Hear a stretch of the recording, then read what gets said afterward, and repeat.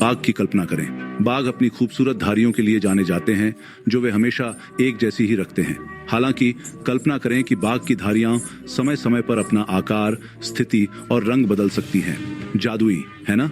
लेकिन हमारे सौर मंडल के एक टाइटन बृहस्पति के साथ ऐसा ही होता है। क्यों और कैसे?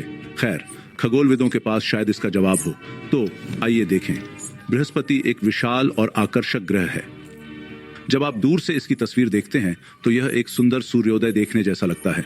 यहाँ हमारे पास एक संपूर्ण पैलेट है जिसमें मलाईदार हल्के पीले रंग से लेकर कारमेल ब्राउन और कुछ नीले रंग भी शामिल हैं।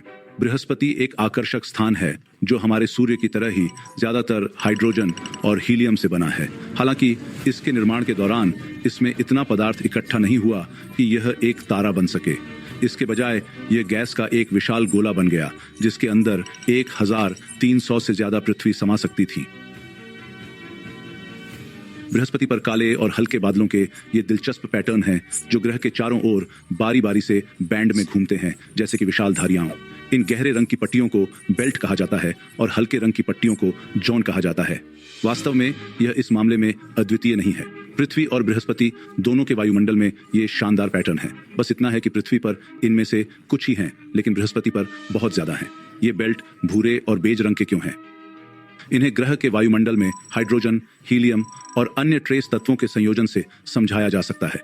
यह अलग अलग रंगों के पेंट को मिलाकर नए शेड बनाने जैसा है। ये बेल्ट ग्रह की सतह पर खूबसूरत पैटर्न बनाते हैं। अब चूंकि बृहस्पति का वायुमंडल इतना विशाल है और मौसम प्रणाली पृथ्वी के समान है, इसलिए यह कुछ असाधारण तूफानों का अनुभव करता है। इसलिए भले ही ये धारियां शांत और शांतिपूर्ण लगें, लेकिन वास्तव में वे एक जंगली मौसम प्रणाली का हिस्सा हैं। ऐसा लगता है जैसे वहां कभी न खत्म होने वाली तूफानी पार्टी चल रही हो। ये बेल्ट और जॉन ग्रह के चारों ओर विपरीत दिशाओं में घूमते हैं। बेल्ट बृहस्पति के घूमने के विपरीत चलते हैं, जैसे प्रवाह के विपरीत चलते हैं, जबकि जॉन इसके साथ चलते हैं, नृत्य में शामिल होते हैं। एम और न केवल वे अलग अलग दिशाओं में चलते हैं, बल्कि वे ग्रह के वायुमंडल में अलग अलग ऊंचाइयों पर भी मौजूद हैं। बेल्ट ऐसे क्षेत्र हैं जहां चीजें फिजी ड्रिंक में बुलबुले की तरह ऊपर उठ रही हैं। इसलिए बेल्ट में बादलों के शीर्ष आकाश में जॉन में बादलों के शीर्ष की तुलना में अधिक ऊपर है, जो डूबने वाले क्षेत्रों की तरह अधिक हैं। इसलिए भले ही पृथ्वी और बृहस्पति में यह समानता है, लेकिन उनका मौसम पूरी तरह से अलग है। यह सेब और संतरे की तुलना करने जैसा है। बृहस्पति पर सबसे प्रसिद्ध तूफानों में से एक महान लाल धब्बा है, लेकिन यह लाल क्यों है? खैर, यह थोड़ा रहस्यपूर्ण है। वैज्ञानिकों का मानना है कि यह तूफान बाकी वायुमंडल की तुलना में अधिक ऊंचाई पर है। इसका मतलब है कि इसे सूरज की रोशनी की ज्यादा खुराक मिलती है। कल्पना कीजिए कि आप एक पहाड़ी की चोटी पर खड़े हैं, जहां सूरज आपके आसपास के वातावरण की तुलना में ज्यादा चमकता है। इसी तरह ग्रेट रेड स्पॉट को सूरज से ज्यादा विकिरण मिलता है। तूफान के बादलों में अमोनिया और एसिटिलीन जैसे कुछ खास रसायन भी होते हैं।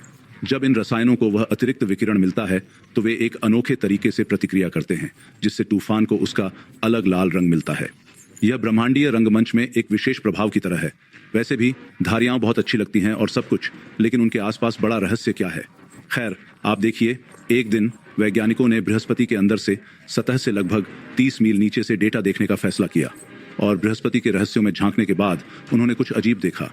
जब उन्होंने इंफ्रारेड नामक एक विशेष प्रकार के प्रकाश का उपयोग करके बृहस्पति को देखा तो इसकी धारियों के रंग वास्तव में बदल गए।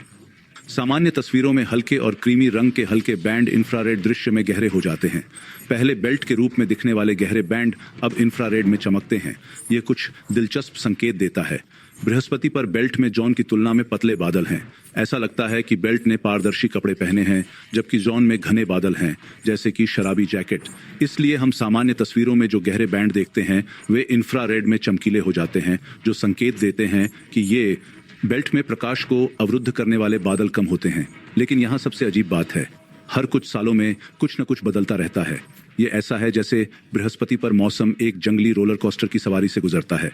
बेल्ट के रंग बदल सकते हैं और कभी कभी पूरा मौसम पैटर्न थोड़ा अजीब हो जाता है। कुछ समय से वैज्ञानिक अपने सिर खुजला रहे हैं, ये पता लगाने की कोशिश कर रहे हैं कि ऐसा क्यों होता है।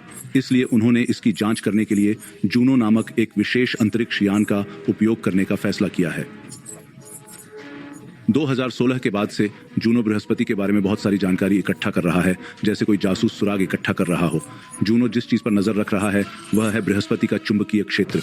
पृथ्वी की तरह ही बृहस्पति का भी एक चुंबकीय क्षेत्र है। यह एक अदृश्य बुलबुले की तरह है जो ग्रह को घेरे हुए है, अंतरिक्ष तक फैला हुआ है। यह चुंबकीय क्षेत्र वास्तव में महत्वपूर्ण है क्योंकि यह ग्रह और उस पर मौजूद हर चीज की रक्षा करता है। यह अंतरिक्ष से आने वाले हानिकारक कणों जैसे कि सूर्य से आने वाले कणों के खिलाफ एक ढाल की तरह काम करता है।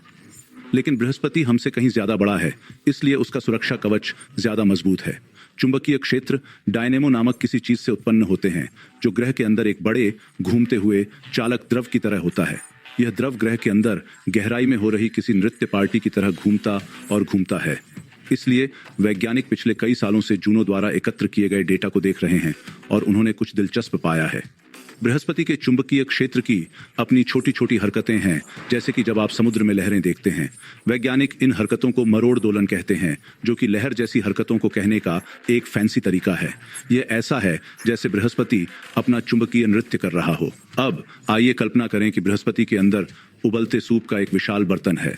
बृहस्पति के अंदर धीमी धाराएं हैं जो गर्मी को ऊपर की ओर ले जाती हैं, बिल्कुल एक कन्वेयर बेल्ट की तरह। यह गर्मी अंततः ऊपरी हिस्से तक पहुंचती है जहां हम बादलों को देखते हैं। लेकिन यहां चीजें दिलचस्प हो जाती हैं। कल्पना करें कि कोई व्यक्ति चम्मच से सूप को बहुत तेजी से हिलाना शुरू कर देता है। वे लहरदार चुंबकीय हलचलें, मरोड़ वाले दोलन ठीक उसी चम्मच की तरह काम करते हैं। वे एक गड़बड़ी पैदा करते हैं जो धीमी धाराओं को बिगाड़ देती है। अब इस गड़बड़ी का बृहस्पति के मौसम पर बड़ा प्रभाव पड़ता है। यह रसोई में गर्मी बढ़ाने और सूप पकाने के तरीके को बदलने जैसा है।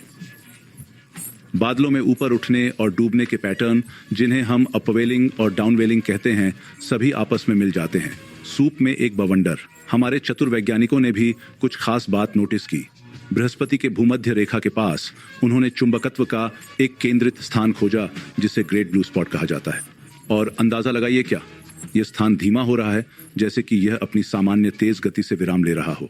यह बताता है कि एक नई तरह की लहरदार गति, एक नया नृत्य शुरू होने वाला है। तो संक्षेप में कहें तो वैज्ञानिकों ने एक बढ़िया विचार निकाला है।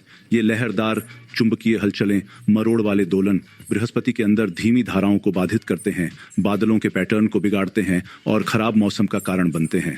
और जब वैज्ञानिकों ने इन लहर जैसी हरकतों के होने में लगने वाले समय की गणना की तो उन्होंने पाया कि वे बृहस्पति पर धारियों के बदलने के समय से मेल खाते हैं। तो सरल शब्दों में वैज्ञानिकों को लगता है कि बृहस्पति के चुंबकीय क्षेत्र में ये तरंग जैसी हलचलें ग्रह पर धारियों में परिवर्तन का कारण बन रही हैं। पहेली के टुकड़े एक साथ आ रहे हैं। वैज्ञानिक अभी भी पूरी तरह से समझने की कोशिश कर रहे हैं कि ऐसा क्यों होता है, लेकिन यह हमारे विशाल ब्रह्मांड के रहस्यों को उजागर करने की दिशा में एक रोमांचक कदम है। लेकिन अभी भी कुछ रहस्यों को सुलझाना बाकी है और अधिक उत्तर खोजने के लिए वैज्ञानिकों को भविष्य में बृहस्पति पर बारीकी से नजर रखने की जरूरत है। बादलों के बदलने के तरीके को देखकर वे जांच सकते हैं कि उनका सिद्धांत सही है या नहीं, या इसमें कुछ समायोजन की आवश्यकता है। अपने विशाल तूफानों से लेकर अपनी रंगीन पट्टियों तक बृहस्पति अपने ब्रह्मांडीय चमत्कारों से हमें हमेशा आश्चर्यचकित करता रहता है। हो सकता है कि यह एक तारे के रूप में प्रज्वलित न हुआ हो, लेकिन यह एक गैसीय विशालकाय के रूप में चमकता है जो अपने आकार और सुंदरता से हमें मोहित करता है। इसलिए अपनी जिज्ञासा को जीवित रखें और हमेशा सितारों तक पहुंचें। आज के लिए बस इतना ही। तो अगर आपकी जिज्ञासा शांत हो गई है तो वीडियो को लाइक करें और अपने दोस्तों के साथ शेयर करें। यदि आप और अधिक वीडियो चाहते हैं तो चैनल को सब्सक्राइब करें और खुश रहे।